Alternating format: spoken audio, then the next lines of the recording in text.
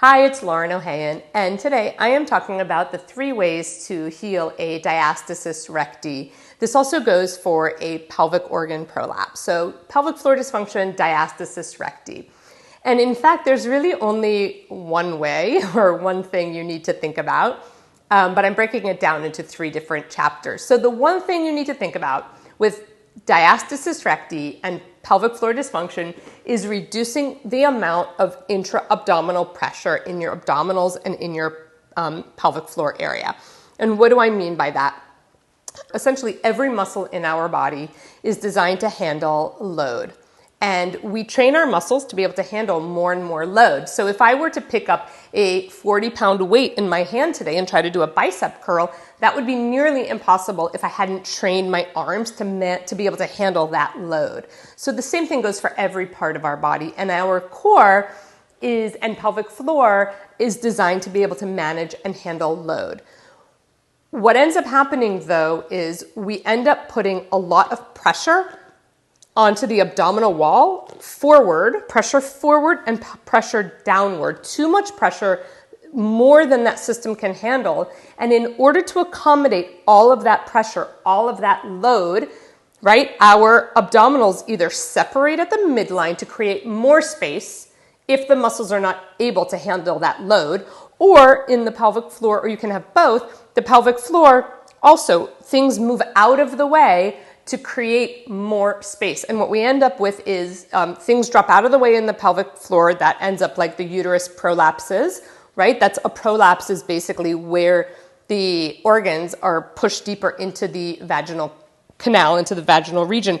And in the abdominal wall, the abdominal muscles separate from the midline to create more space because there's too much pressure. So in order to accommodate that pressure, your body is so amazing and so smart. It's like, I know what I can do. I can just start kind of creating my own space. So the one thing you want to do when you have a diastasis recti or a pelvic organ prolapse is learn what is creating all of that pressure and how can you reduce that pressure. That amount of pressure is not a normal amount for your core and pelvic floor to handle. So we want to reduce that pressure.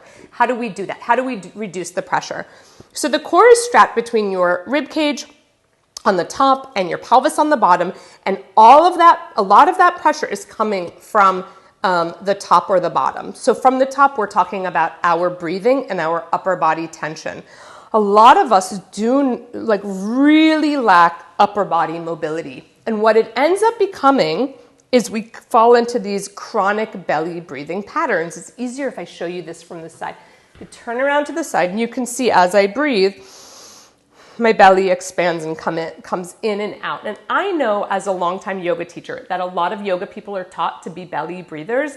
And I want to tell you that I am really not a fan of that, but that's a subject for a different video. So your belly is not designed to take on all of that expansion. It can, but the ribs are designed to handle all of that expansion because exactly that, how they are designed. So most of us, though, are not breathing into our ribs. We're only breathing into our belly. And if you can imagine, if you're not moving the top of this canister, it's basically squeezing. It's not moving, so it's tight and tense, and everything is being pushed forward. In order to relieve the pressure here, we need to open up from the top. We need to start getting the ribs to move again. And so we need to work on the breathing, and we need to work on the upper body mobility. So that's the first thing.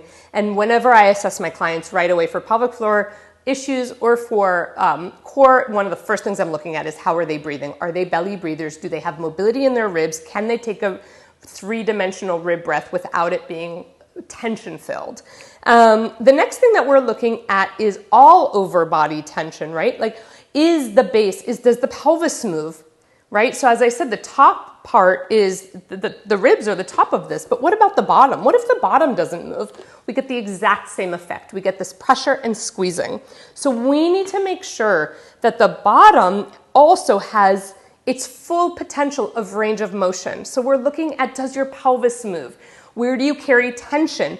Do you stand with are your legs so tight that your pelvis is out of alignment, right? So A lot of my clients come in and they stand really tucked under.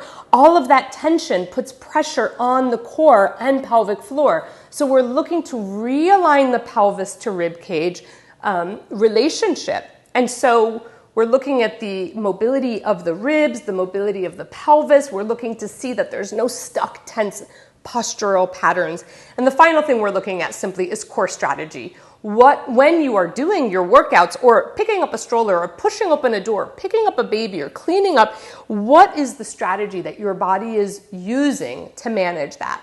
And with a lot of the people that I am seeing right off the bat, their strategy is where, in order to get when their core engages for their activities, it engages by bulging and pressing out. I'm going to show you exactly what that looks like. So here I am, very common core exercise, either lying on the back or here, and I'm told to lift both of my legs up, and I lift my legs up, and boom, my core, my abdominals push out and up. You can feel that in your own body. Go ahead, lie on the floor and lift both of your legs up, and your core pushes out and pushes up, and that is adding a whole lot of pressure into your core and pelvic floor. And if that is the strategy for managing load, if every time you go to pick something up, I lean forward and I pick this up, if my core busts forward, I am adding more and more load onto a part of the body that is not trained and designed to handle that level of load. The other thing is, a lot of my clients were chronic pull their bellies in, right? They were taught from an early age, for whatever reason, cultural, societal, parental, behavioral, but they gave themselves the lesson that their belly should always be pulled in and tight. All of that creates tension. And now you add any sort of load to that tension and it can't handle it, right? It can't handle more tension. So it gives way. It separates here. It drops things out of the way to create more space. So we're looking at, when we're healing from a diastasis recti or a pelvic organ prolapse, we're not spot treating the core. We're not like, right, here are your 5 exercises, do them every day for 4 months and you're going to feel better. No, because your core is managing all of this pressure. We need to think about all of the ways that our body is creating pressure and target those areas and then retrain and repattern the core.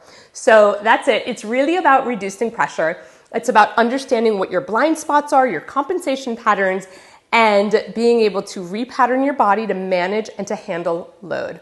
Pop your questions into the comments. I'm happy to get to them.